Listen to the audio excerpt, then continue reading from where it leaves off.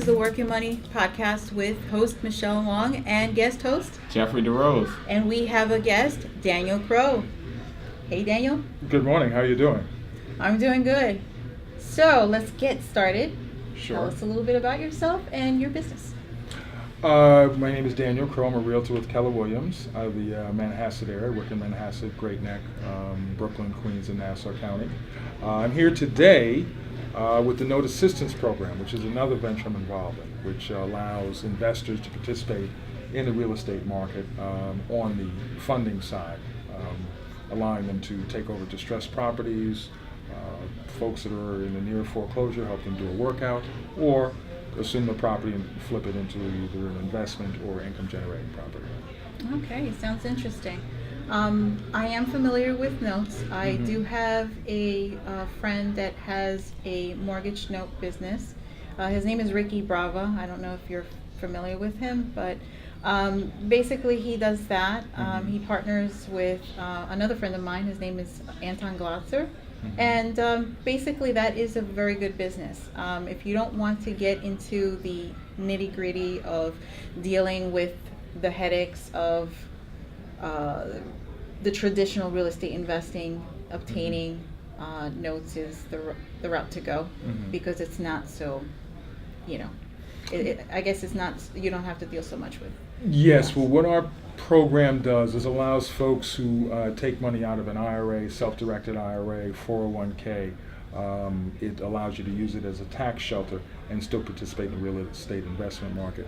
Our program is a little different than some of the other programs, is that you don't technically have to get your hands as dirty. We'll set you up with realtors, we'll set you up with GCs if your place needs a significant rehab. We also work with all the permits and everything else involved with the local municipalities in terms of getting the transfer of the deed over and things of that nature.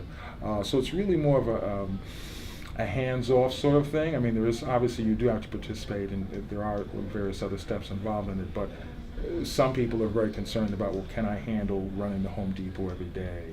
The gutters are down. That's what our program sort of alleviates from you. And it also, as I said before, provides a vehicle for folks who want to take their money out of an IRA right now. Because if you know, right now, unless you have a huge sum, you're not getting a lot of money on your interest, and it sits in the bank right now.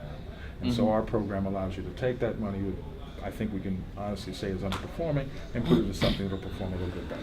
Yeah. Well, for those of us who do not know what a note is, what is a note exactly? A note allows you to become the bank itself. Instead of you borrowing the money from Bank of America or borrowing the money from Chase or Citibank, what we do is we pool together average Americans like yourself and Michelle and Danielle over there at any level. We're starting programs you can get into the minimum $5,000, and allows you to play the bank, you to play the role of the bank in terms of lending the money back out. So we'll come across a situation, say if hypothetically this is a piece of property, they fell behind XYZ period of time, we would negotiate with both them and the lending institution that set them up with the mortgage, do a workout, and that's where the program gets going. Oh, okay. And what kind of returns are these notes giving back to investors? Are they competitive to getting? Well, certainly much better than you may be getting currently in the banking industry right now. Well, aside from a bank, but is it better than maybe the average 6 to 8% return on real estate properties? Or it can be, but I mean, I don't want to mislead you and say, oh my God, everyone's making 50%, because that would be unrealistic. Yeah, and I don't do that. But anyway, you can go anywhere from 5 on up to 15 to 25. In some cases higher. Depends upon the property and the dynamics within.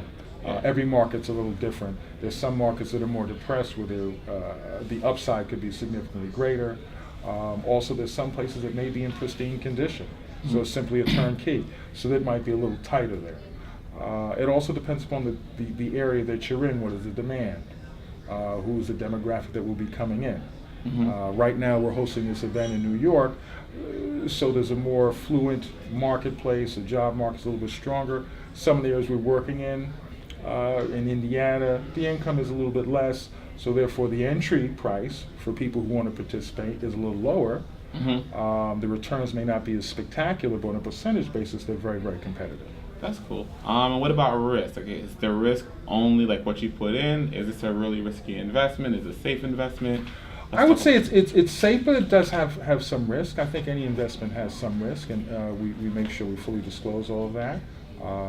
We prefer knowledgeable investors. If you're not knowledgeable, we do have a program that'll sort of get you up to speed and get you knowledgeable. We're actually doing a seminar back here in New York on the 29th and 30th of July, which will be more extensive.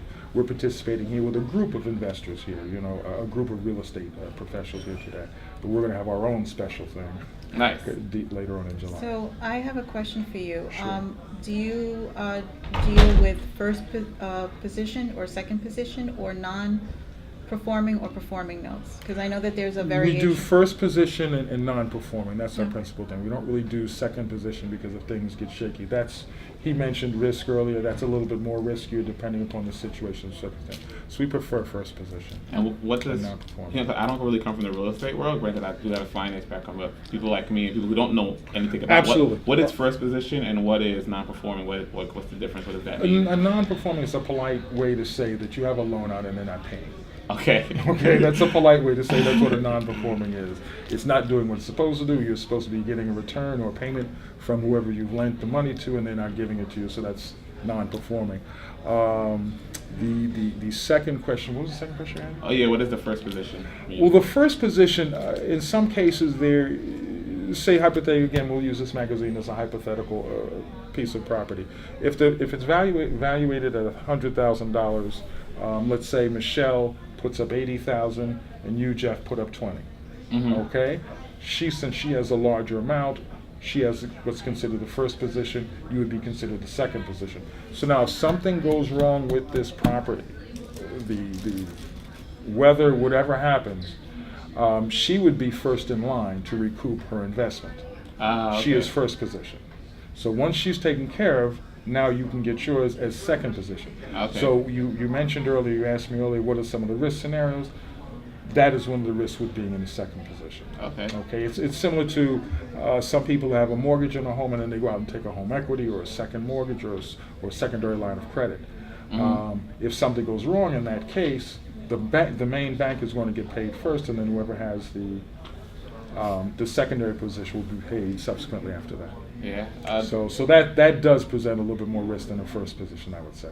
Okay. And what about like competitors, right? I'm sure you're not the only people doing these note things. So I guess, two questions. Sure. Who are your competitors? What makes you guys better than them? And would the performance of the investment be tied to maybe, I guess, what you guys have in inventory real estate wise, or like, I don't know. Once Who's again, in competition? Yes. Well, I'm not going to sit here with you guys and promote my competition. Okay, well, you don't have to say who we they are. do what we do. Everyone, there are a lot, as you realize now, there are a lot of different, there's a room full of people doing something similar or subtle variations to it right now here. It's a REI association event. There are some subtle differences. We get involved in the actual physical rehab and putting the people that we're working with in contact with GCs in the area. To help get the place When you say up and running. GCs, you mean General contractors. contractors to Okay. help get the place built up. We just don't put you together with a property and say good luck, and Okay. you're playing with a house in Indiana and you don't know realtors, you don't know how to get anybody in there, you don't know a painter or any of those other things. So we provide that component. Not sure everybody else does that. Okay. I think one of the other things we do is we also have a teaching tool that allows you to understand how to participate more in this sort of thing, because it's a great entryway for folks in the investors who want to invest in under $25,000 market. Not everybody can throw $100,000 at an investment idea. Some people, what can they put together? $7,000. That allows you to get some sort of return out of your $7,000. Interesting. No, which I really like how your company is structured, that you're mentoring and assisting along the way while they're doing investing. So it's like they're physically doing it together as a group, but they're also getting that mentoring as well. Well, initially, how our particular group started, it's interesting you bring that up. It started out with women in investing on the West Coast.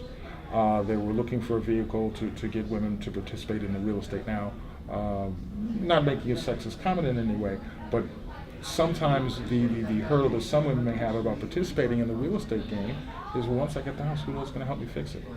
I know some of you guys are tool belt and have Makita accounts, so you're ready to go in there and cut and saw. Some people are not. So we were trying to find a vehicle that would allow the female participants to participate and not have to worry about that aspect of it. if they didn't want to.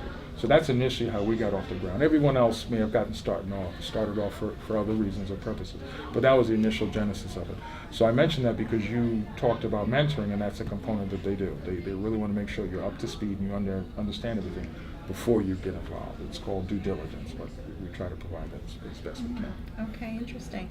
So for our listeners and viewers out there, where can they find you? I'm at Keller Williams Realty. I think I gave my card to one of you. We're 1129 Northern Boulevard, Manhasset, New York. And you can also find us through our Note Assistance Program, 855-541-NOTE. Okay. And is there any email where they Website. Yes, there is a website there. It's on the back. Yeah, it's on the back there. Can you guys get it there? napnotelab.com. Nat- www.napnotelab.com. Okay. So there you have it, guys. Bye. Bye. Guys. Hi guys, this is Michelle Wong from the Work Your Money podcast. If you like this video, subscribe down below.